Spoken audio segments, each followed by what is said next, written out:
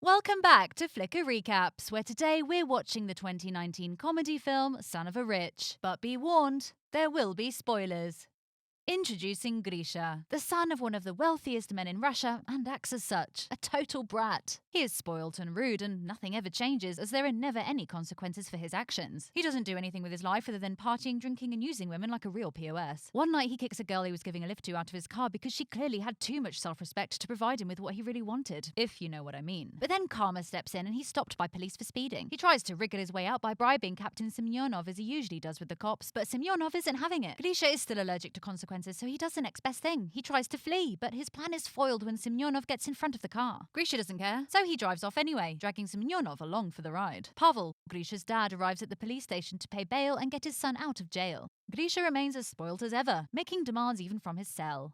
The police chief reminds Pavel of all the crimes Grisha has committed the past few months, now including grievous bodily harm after sending a cop to the hospital with grave injuries. Grisha is totally out of control and Pavel needs to do something about it. After he's bailed out, Pavel scolds Grisha for his behaviour and threatens to cut him off. But Grisha couldn't care less because he knows his dad is all talk. He wouldn't actually go through with it. Stressed and frustrated, Pavel visits his friend with benefits to cheer himself up, TV producer Anastasia. He needs some comforting right now.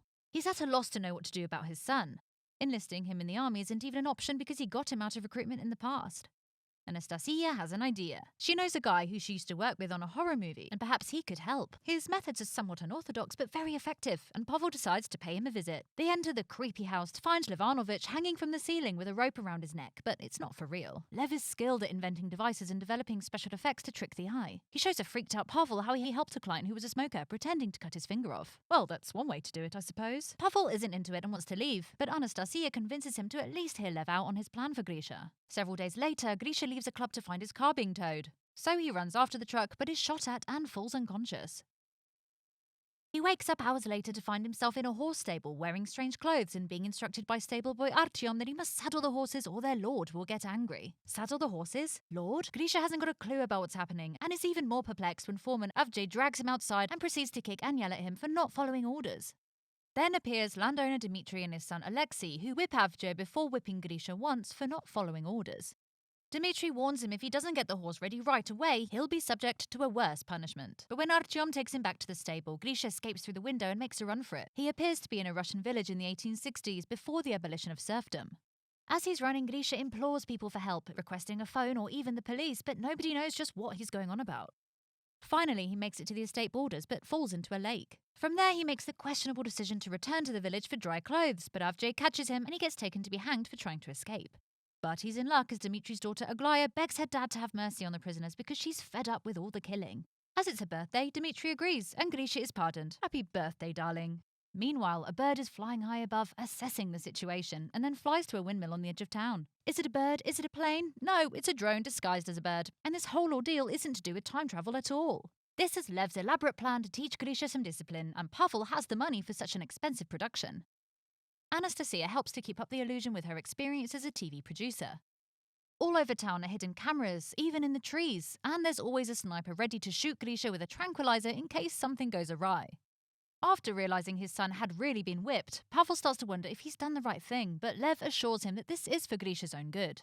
Pavel spots Lev and Anastasia arguing and can't help but wonder what's the deal between them. Lev explains that when Anastasia said they worked on horror movies together, she actually meant they used to be married. At this point, Grisha has spent some time alone in the stable, coming to terms with the fact that he's travelled back in time. The actors are given the scripts for the next scene, but the director reminds everyone of the rules, like how men can't shave their beards and women can't shave their legs. Sounds good to me. Oh, and things like bras, underwear, earrings and rings are obviously forbidden.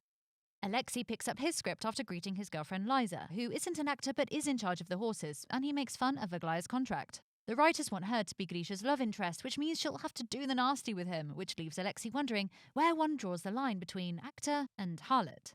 Grisha is experiencing a grueling routine in the village. He must wake up before dawn, eat broth with his only source of protein being flies, work with horses he's terrified of, go to the toilet in the forest which also scares him, wear pants without underwear, and get lashed every time he's disrespectful. One afternoon, Grisha is taking a break from work when he suddenly hears Aglaya crying, and she explains that she's sad because her father wants her to marry an old rich man.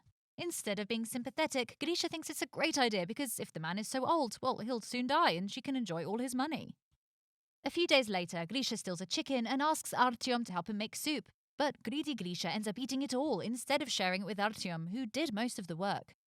Then Avjay discovers the chicken theft and demands that the culprit confesses, or he'll whip someone at random. As usual, Grisha fails to show any empathy for another human being and looks on as Artyom is taken away for a lashing and doesn't say a word. Later, Artyom shows Grisha the scars on his back, courtesy of the makeup department, and Grisha continues not to care. But just as he's explaining why he doesn't, he sees Liza jumping off a horse, and as she does so, her skirt rides up, exposing her underwear, of the modern variety. This is massive. It could change everything. So Grisha runs after her and throws her on the ground to try and get a better look at her panties, but other villagers intervene, thankfully, and get him off her so she can get away. It's clear Grisha isn't making any progress, so Pavel says he wants to shut down the whole operation, but he's interrupted by some big news. Grisha is actually looking for Liza to apologize. The villager actors initially take no notice as he isn't even supposed to know Liza, but Lev thinks this is an excellent opportunity for progress and so orders the actors to tell Grisha where she lives. Grisha says sorry to Liza, who's armed with a piece of wood and a nail just in case he gets leery. Liza accepts the apology but promises to keep an eye on him. A few days later, it's the traditional holiday of Ivan Kupala, a celebration considered the most magical night of the year. The legend goes that whoever you spend the night with will spend the rest of their life with you. During the festivities, Grisha teaches the musicians how to play lambada and gets the villagers in a conga line. Aglaya frantically takes Grisha aside to tell him the prospect of an arranged marriage is too much for her to handle, so tonight she'll walk into the lake to end it. He doesn't bother following to try and stop her. Instead, he finds Liza and begins telling her about future technology after she takes pity on him. She tells him she believes him when he says he's a time traveler. But then Artyom interrupts them and, after a few failed attempts at getting Grisha's attention, explains that Aglaya has been seen near the lake. Grisha finally comes to his senses and rushes to the lake to save her and take her home. She makes a pass at him, but he turns her down to look for Liza instead. But he can't find her at the party, so he heads to her house, and all the stagehands hurry to hide before she opens the door. Grisha wants to see if the legend will come true by spending the night with Liza, but Liza's not up for it and slams the door in his face.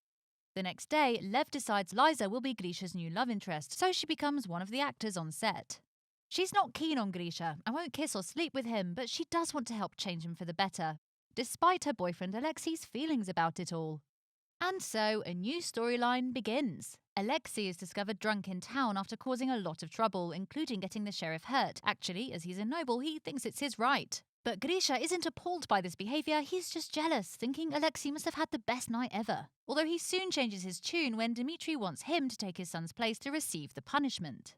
At first, Grisha refuses, but when Dmitri offers him freedom and good food in exchange, he changes his mind. At least this time around, he actually shares the food with Artyom. Meanwhile, Anastasia and Lev are getting on again, and Pavel is worrying they may be back together. But Lev finds this idea laughable because Anastasia clearly loves Pavel. For him, this is shocking news, as he thought they were just hooking up, and now he has some serious thinking to do. Grisha receives a few dozen lashes, but Pavel can't bring himself to watch as it plays out on screen, so he leaves the room. Anastasia follows him to comfort him, showing him how effective Lev's methods really are. She was the smoking client, and his finger-cutting trick helped her quit. After he's received his punishment, Grisha goes to the landowners to request the papers that will grant him his freedom. Dmitri isn't around, but Alexei is, and he promptly throws Grisha to the floor, kicking and spitting on him, calling him an idiot for ever believing they would really set him free. Grisha gets up and clenches his fists, about to retaliate, but instead turns around and leaves without a word, much to Lev's dismay. From then on, Grisha continues to work as a stable boy, but he's also spending more time with Liza and falling ever more in love with her. One afternoon, they're taking a stroll together when they see a bird flying erratically. It's a drone that has lost control. While the producers get the sniper ready in case it falls to the ground, Liza tries to distract Grisha by telling him she's seen the bird since she was a kid and thinks it's her guardian angel. Fortunately, there's no need for the sniper, as the technicians regain control of the bird and get it the hell out of there.